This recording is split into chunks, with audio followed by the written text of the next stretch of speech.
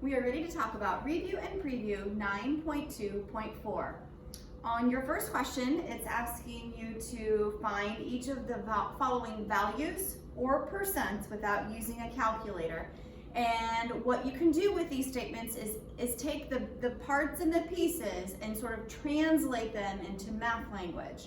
So for example, on part A, if it says 22% of what amount, I can say 22% times something I don't know, so I can pick the variable x, would be equals, and it says it's $88. So once I get this set up, I can treat it just like I would solving an equation.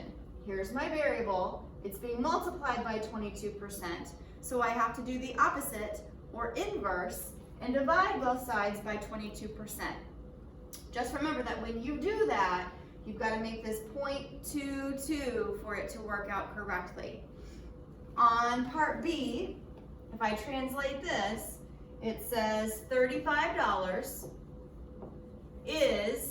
means equals, is what percent, so that's again something we don't know, I'm going to pick a variable to stand in place there, of 175. So if I set this one up like this, I can solve with inverse operations to get what I need to get. Just remember that since this is going to be a percent, when you divide by 175, you're going to get a decimal. And to make it a percent, you'll have to multiply it by 100 or move that decimal point 2 places to the right before you get your answer.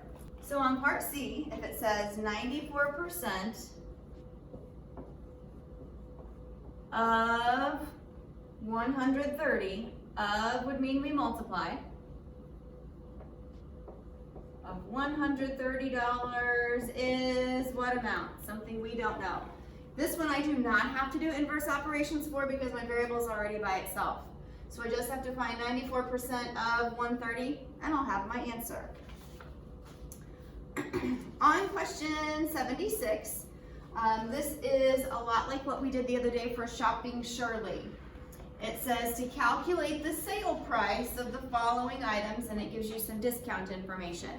So for part A, it says there's a car that's originally priced at $15,500 and it's 25% off. So you can find 25% of $15,500 and then take that away from $15,500, or remember, if you're saving 25%, then that leaves 75% for you to pay. So you could find 75% of $15,500 and have your answer in one step. Same with part B. You can find 15% of $39 and take that away, or if you're saving 15%, that leaves 85% for you to pay. So you could find 85% of $39 and have your answer in one step. For question 77, you are welcome to use a calculator. Keep that in mind. 77, you're welcome to use a calculator. They are showing you a figure, a rectangular prism. They tell you the volume, and they tell us the area of the base. So for part A, it's asking you to figure out the height. Well, to figure out the height, this is for part A. To figure out the height, I can take the volume and divide by area of the base. So on my calculator, type in what they tell you for the volume and divide by what they tell you is the area of the base. Remember, capital B represents area of the base. On part B, it says if the dimensions of the shaded rectangle have a ratio of 2 to 1, so that would be the top side of that rectangle. That means one side is twice as long as the other side on the top. And it's then asking you to find the surface area. So first of all, on part B, the area of that base on top is 18. So think about what two numbers can I multiply together to get 18, where one number is twice as big as the other number. So if you think about 2 times 9, that's 18, but 9 isn't twice as big as 2. So that's why we would say those dimensions up at the top, so the length and the width would be 3 and 6. Now, up here in part A, you found the height from part A. That's your answer up there for part A. And it will be a decimal. Once you know your length, your width, and your height, to find surface area, there's a whole lot of multiplying that's going to happen. Length times width, but we have to double it because there are two sides that are like that. Length times the height and double it. Width times height and double it. Once I have these three values, I can add those all together to get the total surface area, and it's centimeters squared. Centimeters squared. Again, you're welcome to use your calculator on this question, no problem there. For question 78, it starts off by telling you she's building a sheep's pen, and she knows she's going to need 40 linear feet of lumber. That just means 40 feet.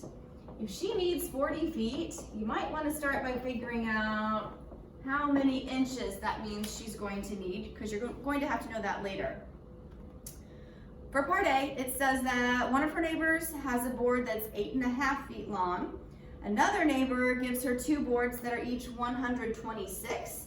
So from that part, it's asking the total that she has received so far. So for part A, 8.5 feet.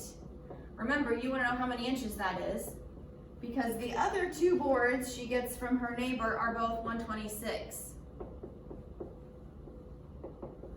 So however many inches this is, plus 126 plus 126 would be your total inches for part A. Then on part B, it says that her neighbor called and offered to donate a board that's 400 centimeters long. And then you have to decide if that's enough for her to make her pen. Well, for part B, if it's 400 centimeters, there's a box of information that tells you about the relationship between centimeters and inches. And from that, you're going to see that you have to multiply by 0.3937 to figure out how many inches that would be. Now that we know this, if we combine our answer from A and B, we have to decide, does that give her enough for the 40 feet that she needs? That's why back here at the beginning, it's wise to figure out how many inches it's going to take her total. On your very last question for 79, they're showing you some equations and asking you to solve. So just like we have practiced, you've got to start by finding the variable. So for example, on part A, your variable is x. Then we have to decide what's happening to the variable because we have to undo that. So in part A, x, they're taking away 13 from x. For us to undo that, we do the opposite and add 13 so that that cancels. And if I do that on one side, I do the same thing on the other side. So 49 plus 13 is going to give me my solution on part A. Please remember that for all of these equations, when you say, here's my answer, your whole solution has the variable, equal sign, and the value.